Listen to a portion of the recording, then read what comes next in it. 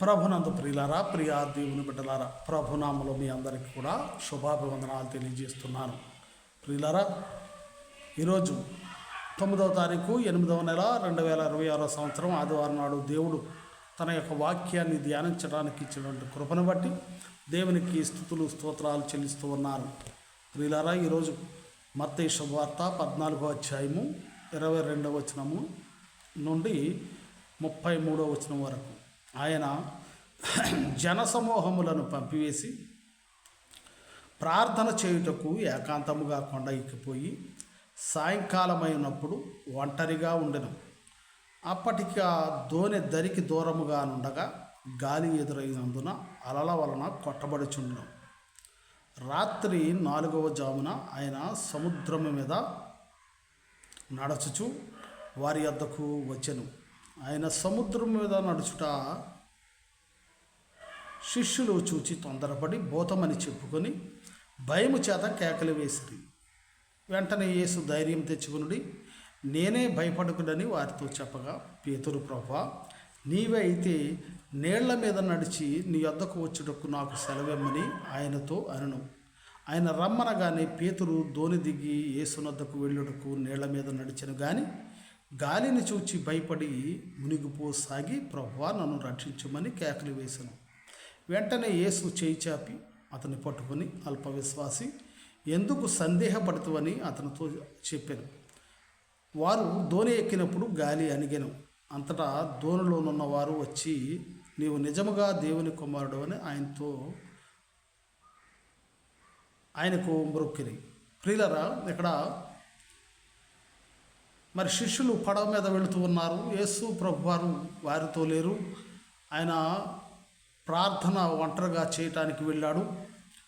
మరి వీళ్ళని మీరు ప్రయాణం చేసి మరి ఆ దరికి వెళ్ళండి అన్నాడు.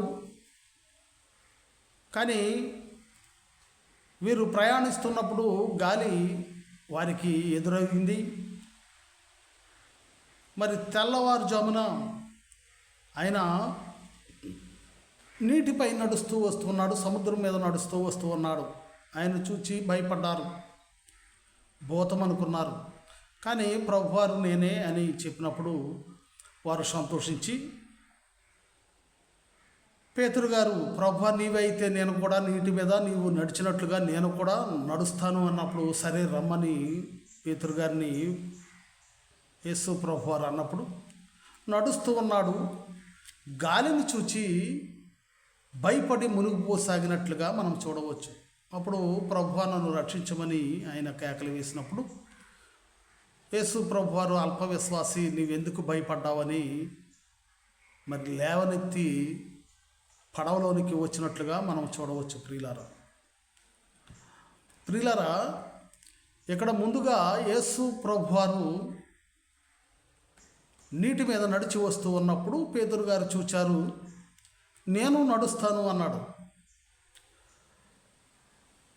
మరి పేతురు గారు నడుస్తానన్నది అసాధ్యమైనది. ప్రియులారా, అంటే సముద్రం మీద నడక మనుష్యుడు నడవాలంటే సాధ్యమయ్యేటటువంటి పని కాదు. కానీ ప్రభువారు అనుమతిస్తూ ఉన్నాడు, నడవమని ప్రోత్సహిస్తూ ఉన్నాడు. మరి పేతురు గారు నడుస్తూ ఉన్నాడు. గాలిని చూచి భయపడ్డాడు. ప్రియులారా, మనిషి గాలిని తట్టుకోగలడు, కానీ సముద్రం మీద నడవలేనటువంటి స్థితి మనుష్యుడిది. సముద్రము దాని లోతు ఎంతో అది తెలియచెప్పటానికి వీలు కానిది. అటువంటి లోతైన ప్రదేశంలో అడుగు పెడితే నిలువలేనటువంటి ప్రదేశంలో, మునిగిపోయేటటువంటి ప్రదేశంలో, అసాధ్యము కాని దాని మీద పేతురు గారు నడుస్తూ ఉన్నాడు. గాలి విసిరితే పడిపోవచ్చు. మరి గాలి విసిరితే కొంత తట్టుకునేటువంటి పరిస్థితి మనుషునికి ఉంది, కానీ సముద్రం మీద నడిచేటటువంటి స్థితి మనుషునికి లేదు. అటువంటి స్థితిని దేవుడు సాధ్యము చేస్తూ ఉన్నాడు. కానీ అసాధ్యమైన దాని మీద పేతురు గారు నడుస్తూ సాధ్యమైనటువంటి అంటే భయపడని దానికి, భయపడకూడని దానికి భయపడుతూ ఉన్నాడు. అసలు భయపడేదానికి భయం లేకుండా యేసు ప్రభు వారి వైపు చూస్తూ నడుస్తూ ఉన్నాడు. కానీ భయపడ అవసరం లేని దానికి భయపడుతున్నాడు, గాలికి భయపడుతున్నాడు. ప్రియులరా, పేతురు గారు ఇదే గాలి తుఫానును వారు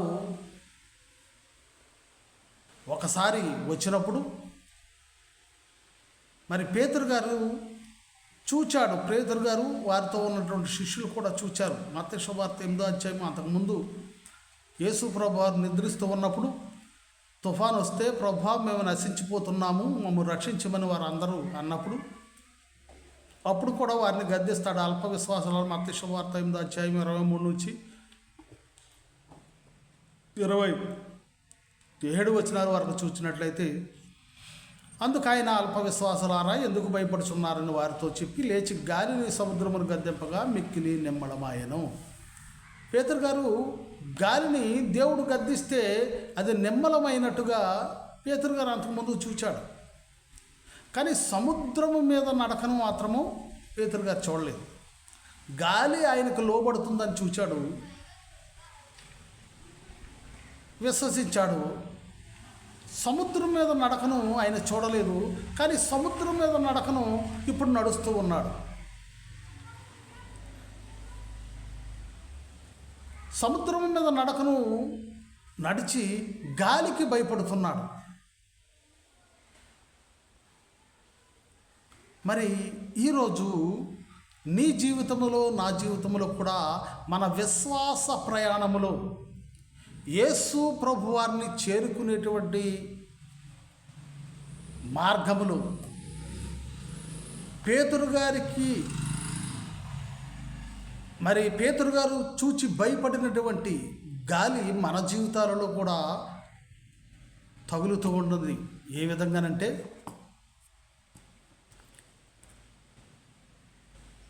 అనేక శ్రమల వలన, బాధల వలన, వ్యాధుల వలన ఇవి మనలను మరి నరకములో పడద్రోసేటటువంటి శ్రమలు కాదు. అటువంటి శ్రమలకు భయపడి పరలోక రాజ్యమును చేరుకునేటువంటి క్రమాన్ని మనం విడిచిపెడుతున్నాము. మన విశ్వాస ప్రయాణములో ఎదురైనటువంటి శ్రమలను, మనం సహించగలిగినటువంటి శ్రమలను గూర్చి ఆలోచిస్తూ ఉంటాము, చింతపడుతూ ఉంటాము, భయపడుతూ ఉంటాము. అలా భయపడుతూ మన యొక్క విశ్వాసాన్ని కోల్పోతూ ఉంటాము. అలా కోల్పోయినప్పుడు ఆ విశ్వాసాన్ని మనము ఎప్పుడైతే కోల్పోతామో దేవుని చూస్తూ ముందుకు సాగలేము. మనము ఈ లోకమైనటువంటి సముద్రములో మునిగిపోతాము ప్రియులారా.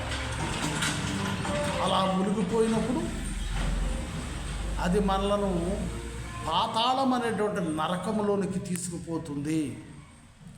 యేసు ప్రభు దగ్గరికి చేరినప్పుడు ఈ శ్రమలేమీ కూడా ఉండవు.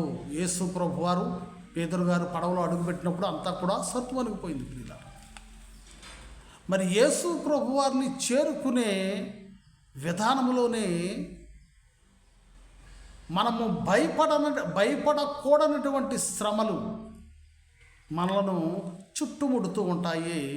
వాటిని చూచి మనము భయపడకూడదని దేవుని యొక్క వాక్యం సెలవిస్తుంది. అదే మత్తయి సువార్త 6వ అధ్యాయం 25 నుంచి 34 వచనాలు చూసినట్లయితే, అందువలన నేను మీతో చెప్పున్నదేమనగా, ఏమి తిందుమా, ఏమి త్రాగుదుమా అని మీ ప్రాణమును గూర్చి అయినను, ఏమి ధరించుకుందుమా అని మీ దేహమును గూర్చి అయినను చింతింపకుడి. మొదట 33వ వచనం, 32వ వచనం, ఇవన్నీ మీకు కావాలని మీ పరలోకపు తండ్రికి తెలియను, కాబట్టి మీరు ఆయన రాజ్యమును నీతిని మొదట వెదుకుడి, అప్పుడు అవన్నీ మీకు అనుగ్రహింపబడును. ఈ లోకంలో జీవించడానికి కావలసినటువంటి వనరులన్నీ కూడా దేవునికి, నీకేమేమి కావాలో అన్నీ కూడా దేవునికి తెలుసు. అది తెలుసు కాబట్టి దేవుడు అవి నీకు ఇస్తాడు. కానీ నీవు చేయవలసినది దేవుని వెదకాలి ముందు. అంతేగాని ఈ లోక శ్రమలను గూర్చి, ఈ లోక బాధలను గూర్చి, ఈ లోక వ్యాధులను, ఈ శరీరానికి సంబంధించిన వ్యాధులను గూర్చి మనము భయపడేవారిగా ఉండకూడదు. భయపడి ఎప్పుడైతే మనము వీటికి భయపడ్డామో మనము అవిశ్వాసములో మునిగిపోతూ ఉంటాము ప్రియులారా. అవిశ్వాసములో ఎప్పుడైతే మునిగిపోతామో ఈ లోకం మనలను ముంచివేస్తుంది ప్రియులారా.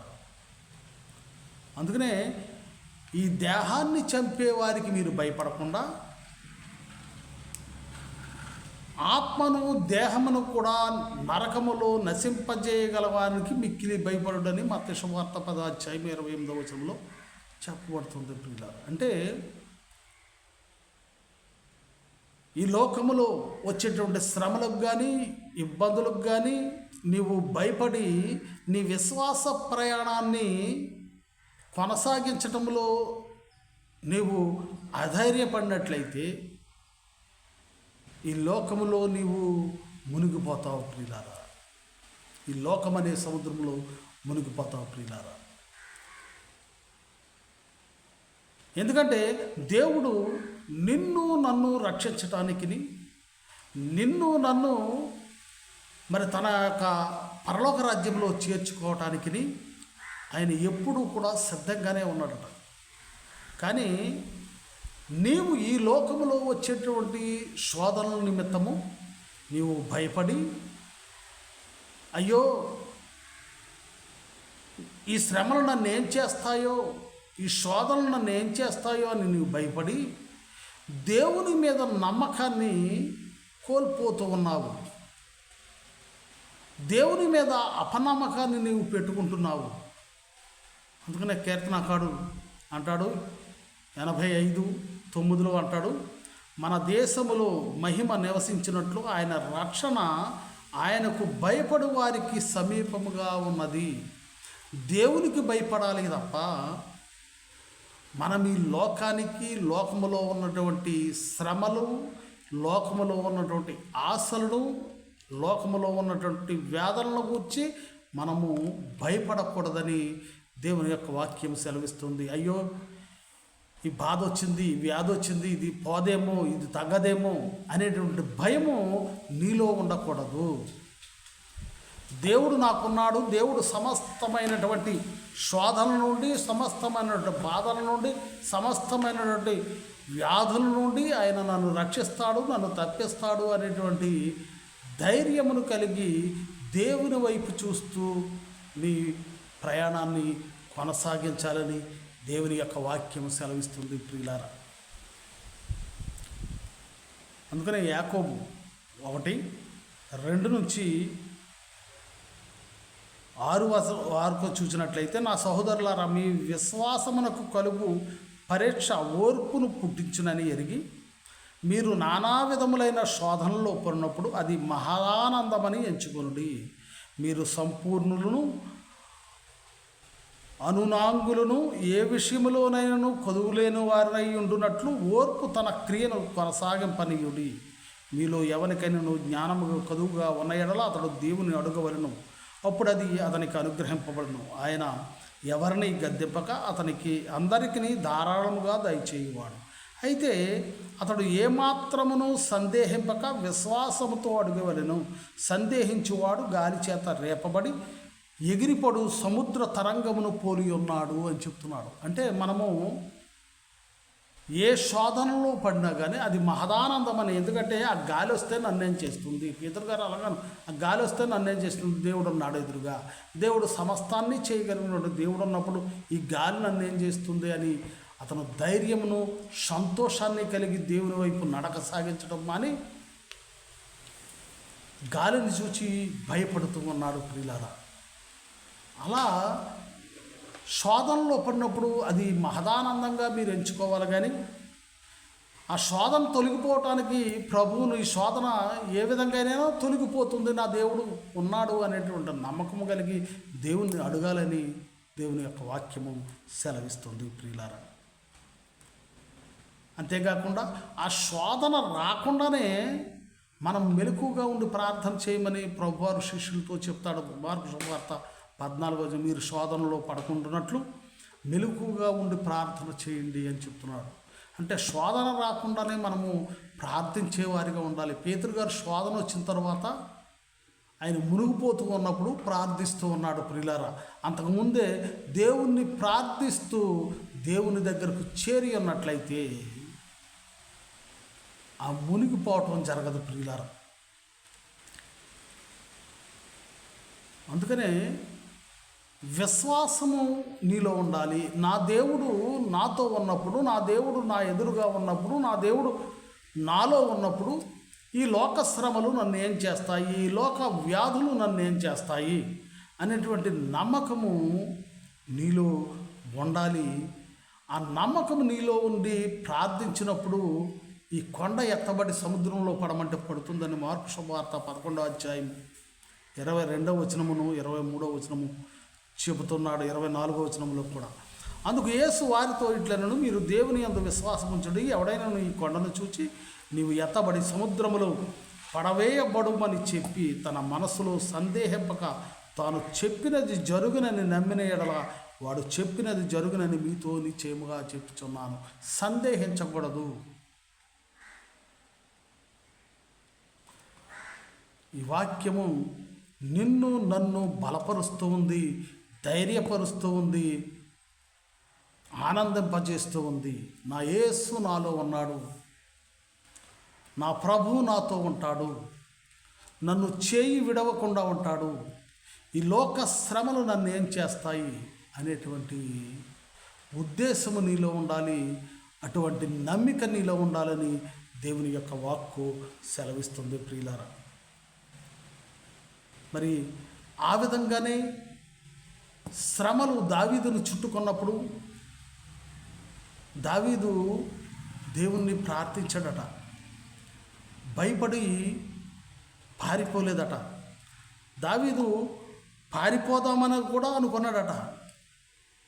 2వ సమూయేలు గ్రంథము 22వ అధ్యాయము 5వ వచనము నుండి 7వ వచనం వరకు చూసినట్లయితే, మృత్యువు యొక్క అలలు నన్ను చుట్టుకొనగను,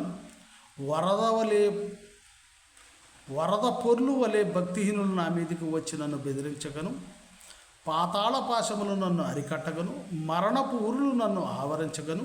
నా శ్రమలో నేను యెహోవాకు మొర్రపెట్టి తిని, నా దేవుని ప్రార్థన చేసి తిని, ఆయన తన ఆలయములో ఆలకించి నా ప్రార్థన అంగీకరించెను, నా మొర ఆయన చెవులలో చొచ్చెను. 17వ వచనము, ఉన్నత స్థలము నుండి చేయి చాపి ఆయన నన్ను పట్టుకొని మహాజలరాశులలో నుండి తీసెను. బలవంతులకు పగవారు నన్ను ద్వేషించువారు నాకంటే బలిష్ఠులై ఉండగా వారి వశము నుండి ఆయన నన్ను రక్షించెను. ఆపత్కాలమందు వారు నా మీదికి రాగా యెహోవా నన్ను ఆదుకొనును, విశాలమైన స్థలమునకు నన్ను తోడుకొని వచ్చెను. ప్రియులరా, దావీదుకు కష్టము కలిగినప్పుడు, దావీదుకు నష్టము కలిగినప్పుడు, శత్రువులందరూ ఆయన్ను గుంపుకూడి ఆయన్ను చంపాలని చూచినప్పుడు, దేవునికి మొరపెట్టినప్పుడు ఆయన తన పరిశుద్ధాలయము నుండి, ఉన్నత స్థలములో నుండి చేయి చాపి ఆయన్ని పట్టుకొని మరి విశాలమైనటువంటి స్థలానికి ఆయన్ని తోడుకొని వెళ్ళినట్లుగా మనం చూడవచ్చు. శ్రమలు వచ్చినప్పుడు దావీదు ఒకప్పుడు అనుకున్నాడంట, 55 కీర్తనలు 55:7, త్వరపడి దూరముగా పారిపోయి పెలుగాలిని సుడిగాలిని తప్పించుకొని అరణ్యములో నివసించియుందునే అనుకున్నాడట. శ్రమలు వచ్చినప్పుడు, శత్రువులు ఆయన మీద దాడి చేసినప్పుడు, మరి ఆయన అరణ్యంలోకి పారిపోదాం అనుకున్నాడట. మరి పారిపోదాం అనుకుంటేనే ఆయన చేసినటువంటి 16వ వచనం మనం చూడవచ్చు. అయితే నేను దేవునికి మొరపెట్టుకుందును, యెహోవా నన్ను రక్షించును, సాయంకాలమున ఉదయమున మధ్యాహ్నమున నేను ధ్యానించుచు మొరపెట్టుకుందును, ఆయన నా ప్రార్థన ఆలకించును. నా శత్రువులు అనేకులై ఉన్నారు, అయినను వారు నా మీదకి రాకుండానట్లు సమాధానం కలుగజేసి ఆయన నా ప్రాణమును విమోచించి ఉన్నాడు అని చెప్తున్నారు. శ్రమలు వచ్చినప్పుడు, బాధలు వచ్చినప్పుడు మరి పారిపోయి ఎక్కడో ఉందామని చెప్పేసి దావీదు అనుకున్నాడట. కానీ మరలా మనసు మార్చుకుని దేవునికి ముమ్మారు ప్రార్థన చేయడం, రోజుకు 3 సార్లు ఉదయం సాయంకాలం మధ్యాహ్నం ప్రార్థన చేయటం మూలంగా ఆయనకు సమాధానాన్ని కలుగు చేశాడంట. ప్రియులారా, ఈరోజు మొదటి పట్టణంలో కూడా ఏలియా ప్రవక్త గొప్ప ప్రవక్త. అయితే ఏలియా ప్రవక్త మరి గొప్ప గొప్ప పనులు చేసినటువంటి వాడే, కానీ అతడు యెజెబెలు రాణికి భయపడిపోతూ ఉన్నాడు, భయపడిపోయి పారిపోతూ ఉన్నాడు. ప్రభుతో అంటున్నాడు, మొదటి రాజుల గ్రంథము 19వ అధ్యాయము 1వ వచనము నుండి మనము చూసినట్లయితే, అచట ఉన్న ఒక గుహలో చేరి బస చేసిన యెహోవా వాక్కు అతనికి ప్రత్యక్షమై, ఇచ్చట ఏమి చేయుచున్నావని ఏలియా అతన్ని అడుగగా, అతడు ఇజ్రాయేలు వారిని నిబంధన త్రోసివేసి నీ బలిపీఠములను పడగొట్టి నీ ప్రవక్తలను ఖడ్గం చేత హతము చేసిరి. సైన్యములకు అధిపతికి దేవుడునగు యెహోవా కొరకు మహారోషము గలవాడనై నేను ఒక్కడిని మాత్రమే మిగిలి ఉండగా వారు నా ప్రాణమును కూడా తీసివేయుటకై చూచుచున్నారని మనం చేసిన దేవునితో ఈ విధంగా చెబుతున్నాడు. యెజెబెలు రాణి నన్ను చంపటానికి ప్రయత్నిస్తుంది. మనం పై వచనాలు 1వ రాజుల గ్రంథము 19వ అధ్యాయము 1వ వచనము చూసినట్లయితే, యెజెబెలు ఏలియాను చంపటానికి ప్రయత్నించినప్పుడు ఆ యెజెబెలు నుండి పారిపోతూ మరి దేవునికి ప్రార్థన చేస్తున్నాడు. తాను ఒక దిన ప్రయాణం అరణ్యంలోనికి పోయి ఒక బదరీ వృక్షం కింద కూర్చుండి మరణాపేక్ష గలవాడై, యెహోవా నా పితరుల కంటెను నేను ఎక్కువ వాడను కాను, ఎంత మటుకు చాలును, నా ప్రాణము తీసుకొనుమని ప్రార్థన చేశాను. దేవునికి ఏమని ప్రార్థన చేస్తున్నాడంటే, ఏలియా గొప్ప ప్రవక్త అయి ఉండి కూడా అనేక అద్భుత కార్యాలు దేవుడు చేసినవి చూసి ఉండి కూడా మరి అనేక మంది రాజులను హెచ్చరించి అనేక అద్భుత కార్యాలను చేసినటువంటి ఏలియా యెజెబెలు రాణి నేను నిన్ను చంపుతాను అని కబురు పెట్టేటప్పటికీ భయపడి పారిపోయి నేను చనిపోతాను, నేను ఇక బ్రతకను, నా ప్రాణం తీసుకొని దేవుని ప్రార్థిస్తున్నాడు. మరి అంతటి గొప్ప భక్తుడు, అంతటి గొప్ప ప్రవక్త ప్రార్థించవలసినది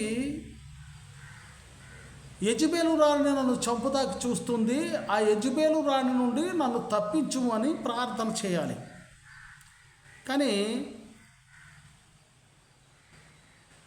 ఆ విధంగా ప్రార్థన చేయకుండా ఆమెకు భయపడి నేను చనిపోతాను, నా ప్రాణాన్ని తీసుకోమని దేవునికి ప్రార్థన చేస్తూ ఉన్నాడు. అప్పుడు దేవుడు చెప్తాడు, అంటే దేవుని యొక్క ప్రణాళిక ఏలియా ప్రవక్త ద్వారా ఇజ్రాయేలు రాజులను వారిని హెచ్చరిస్తూ వారిని మంచి మార్గంలో నడిపించడానికి ఏలియా చేత వారికి బోధ చేస్తూ ఉన్నాడు. ఆ విధంగా ఏలియా ప్రవక్తను ఎన్నుకుంటే ఏలియా ఒక రాణి చంపేస్తుందని ఆలోచించి నా ప్రాణాన్ని తీసుకోమని దేవునికి ప్రార్థిస్తున్నాడు. ఆ విపత్తు నుండి కాపాడమని ప్రార్థించడంలో నా ప్రాణం తీసుకోమని ప్రార్థిస్తున్నాడు. దేవుడు మరి ఏలియా ప్రార్థించినట్లుగానే అతని స్థానంలో అతను భయపడిపోతున్నాడు కనుక, ఈ లోకశ్రమకు భయపడుతున్నాడు కనుక అతని స్థానంలో ఎలీషా ప్రవక్తను ఎన్నుకోమనటం మనం 1వ రాజుల గ్రంథము 19వ అధ్యాయం 15వ వచనం కాడి నుంచి మనం చూసినట్లయితే మనము 16వ వచనం, ఇజ్రాయేలు వారి మీద నింషి కుమారుడైన యెహూకు పట్టాభిషేకం చేయము, నీకు మారుగా ప్రవక్త అయి ఉండుటకు అబెల్హా హోలావాడైన షాబాతు కుమారుడైన ఎలీషాకు అభిషేకం చేయమని చెప్తున్నాడు ప్రియులారా. అంటే అంతటి గొప్ప ప్రవక్త కూడా ఈ లోకపు శ్రమకు భయపడుతున్నాడు. మరి ఆ విధముగా నీవు ఈ లోక శ్రమలకు భయపడకూడదని దేవుడు సెలవిస్తూ ఉన్నాడు ప్రియులారా. అదే పౌలు గారు అయితే ఆ విధముగా ఈ లోకములో ఎన్ని శ్రమలు వచ్చినా కానీ, ఎన్ని బాధలు వచ్చినా కానీ ఆయన భయపడి క్రీస్తు సేవను జరిగించడం మానలేదు, సువార్తను ప్రకటించడం మానలేదు. రోమీలకు 9:1 మనం చూసినట్లయితే, నాకు బహు దుఃఖమును నా హృదయములో మానని వేదనయు కలవు. క్రీస్తునందు నిజమే చెప్పుచున్నాను, అబద్ధమాడట్లేదు. పరిశుద్ధాత్మ యందు నా మనస్సాక్షి నాతో కూడా సాక్ష్యం ఇచ్చుచున్నది. సాధ్యమైన దేహ సంబంధులైన నా సహోదరుల కొరకు నేను క్రీస్తు నుండి వేరే శాపగ్రస్తుడనై ఉండకూడదును. అలాగే 2 కొరింథీయులకు 12:7 నాకు కలిగిన ప్రత్యక్షతలు బహు విశేషముగా ఉన్నందున నేను అత్యధికంగా హెచ్చిపోకుండా నిమిత్తము నాకు శరీరములో ఒక ముళ్ళు, నేను అత్యధికముగా హెచ్చిపోకుండా నిమిత్తము నన్ను నలగొట్టుటకు సాతాను యొక్క దూతగా ఉంచబడను. అది నా యొద్ద నుండి తొలగిపోవాలని దాని విషయమై ముమ్మారు ప్రభువును వేడుకుంటుంది. అందుకు నా కృప నీకు చాలును, బలహీనతయందు నా శక్తి పరిపూర్ణమవుచున్నదని ఆయన నాతో చెప్పును. కాగా క్రీస్తు శక్తి నా మీద నిలిచి ఉండు నిమిత్తము బలహీనత ఎందే బహు సంతోషముగా అతిశయపడుదును. నేను ఎప్పుడు బలహీనున్నో అప్పుడునే బలవంతుడును గనుక క్రీస్తు నిమిత్తము నాకు కలిగిన బలహీనతలలోను, నిందలలోను, ఇబ్బందుల్లోను, హింసల్లోను, ఉపద్రవంలోను నేను సంతోషించుచున్నాను అని చెప్తున్నాను. ప్రియులారా, ఈ విశ్వాస ప్రయాణంలో పౌలైతే తన శరీరానికి వచ్చినటువంటి బాధలు కానీ, కష్టాలు కానీ, నష్టాలు కానీ అవన్నీ కూడా క్రీస్తు నాలో ఉన్నప్పుడు ఇవన్నీ కూడా సంతోషంగా భరిస్తాను అని పౌలు గారు చెప్తున్నారు. అలాగే దేవుడు నాతో ఉన్నప్పుడు యెజబెలు రాణి నన్ను ఏం చేస్తుందని ఏలియా అనుకోలేదు. దేవుడు నాతో ఉన్నప్పుడు ఈ గాలి నన్ను ఏం చేస్తుందని పేతురు గారు అనుకోలేదు.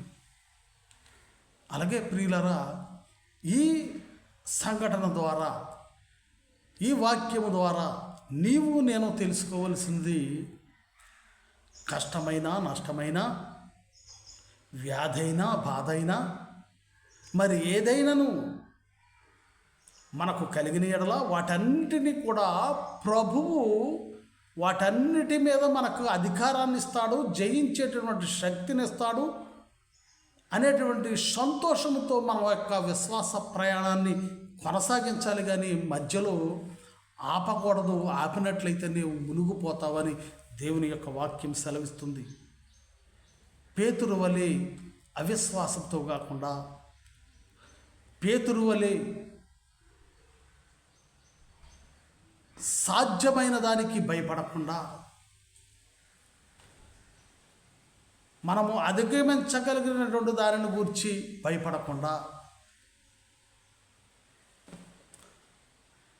మరి దేవుడు నాతో ఉన్నాడు, దేవుడు మనతో ఉండగా మనకు విరోధి ఎవడు అనేటువంటి నమ్మకాన్ని కలిగి మన యొక్క విశ్వాస ప్రయాణాన్ని కొనసాగించాలని దేవుని యొక్క వాక్యం సెలవిస్తుంది కనుక అటు విధంగా జీవించుదాం. దేవుడి కొద్ది మాటలను దీవించునుగాక. అందరికీ వందనాలు.